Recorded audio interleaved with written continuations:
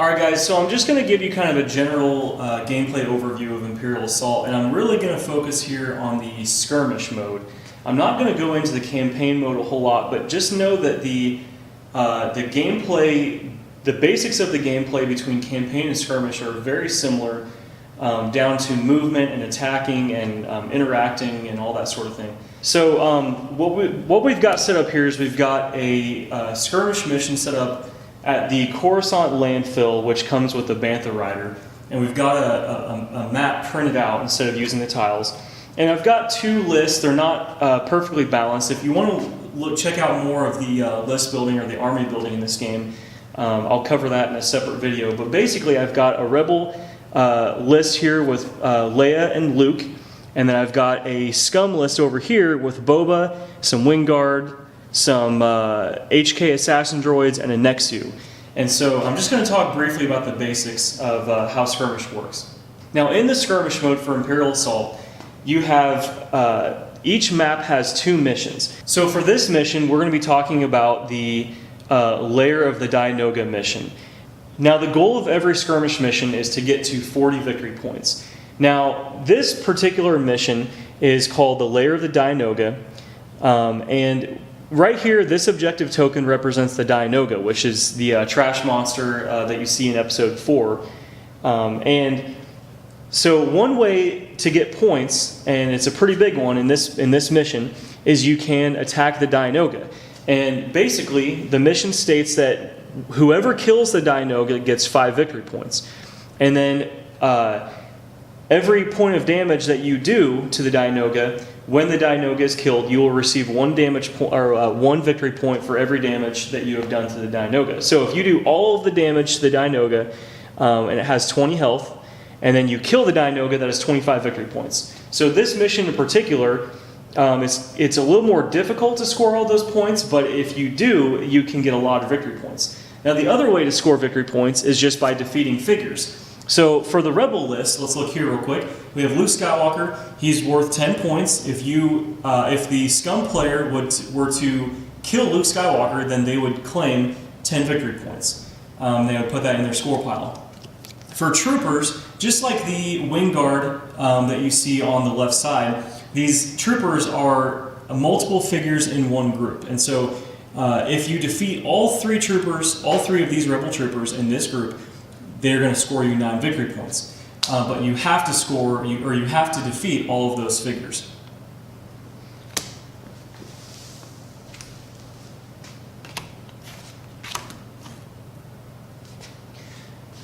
Now, the next thing I'm going to show you is just how you activate figures, or how you activate deployment groups. So if we look down here, the Rebel player, I've just gotten the Rebel player's cards out. The Rebel player, on their turn, can choose to activate one of their groups. Now, if they were to activate the Rebel troopers, they would activate the entire group, and they would activate one figure at a time, but they would have to activate all 3 of the Rebel troopers before they could activate Luke Skywalker or Leia Organa or the Rebel Saboteurs or C-3PO. And the game kind of takes place in rounds, and once both players have activated all of their deployment groups, then the round ends, and players refresh all of their cards by standing them upright, and then you continue the next round, and the gameplay continues. Now, when you activate a figure, you're going to get 2 actions for that figure's activation. One of the main things you're going to be doing is you're going to be moving. So if we look at Luke Skywalker's card here, he has a speed of 5. So if we give Luke a move action, he will gain 5 movement points. And those movement points are kind of like mana points if you've ever played Magic. They go away at the end of that figure's activation. And so Luke could actually spend, let's say 3 of his movement points to go 1, 2, 3, and you can move diagonally. And then he could interrupt his movement to use one of his actions. And so he could attack, he could use a special action, and so special actions have these arrows right here. So if you'll see, Luke has kind of 2 different attacks. He's a ranged unit, he's a ranged figure, by default, but he also has this Saber Strike special action, which says perform a melee attack using 1 red and 1 yellow die. This attack gains Pierce 3. And so he could use that special action, interrupting his movement to attack the door. And then since he, let's say he does that, he attacks, he could actually, since he's only moved 3 spaces, and he has that speed 5, he could get gain 2 more movement points and move out of the way. And so the game gives you a lot of flexibility because you can always interrupt your movement and gain movement points through other ways, through cards or support figures, that sort of thing. I'm going to go over attacking really quick, and I'm just going to give you the very basics of how attacking works. So let's say that we've got an HK assassin droid standing right here, and we've got Princess Leia right here. I'm not going to cover every example of how line of sight works, but basically line of sight works as follows. You need to be able to draw a line, 2 lines, from one corner of the attacker square to 2 corners of the 2 adjacent corners of the defender square. So in this example, Leia can go from this square, the corner of this square right here, and let's kind of zoom in on that. She could go from this corner here to this corner here and this corner here. And you cannot target the corner of a square and go through another figure or solid red line like this blocking terrain right here. And so Leia does have line of sight, and then Leia is going to roll her attack dice, and she rolls 2 yellow and a blue die. Let's zoom out here a little bit.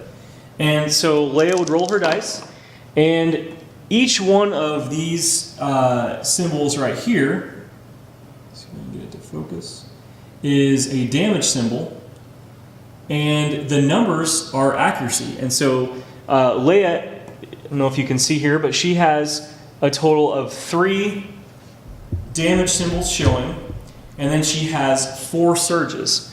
And surges, you can use each surge to activate special abilities. Leia can recover 2 damage. She could add more accuracy, which is essentially range.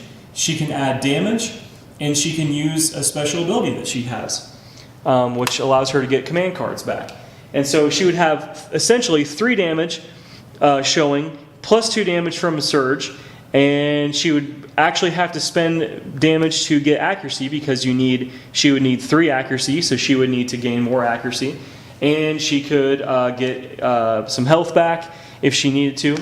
And so then, at the same time, actually, I should have rolled that at the same time, the defender is going to roll a die equal to whatever shows on their defense pool. The HKs roll a black die, which is a little bit more consistent than like Leia's white die, which has the potential to dodge.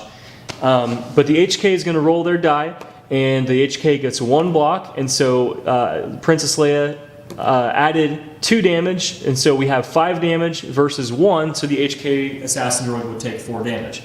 And so that's just the very basics of how attacking works.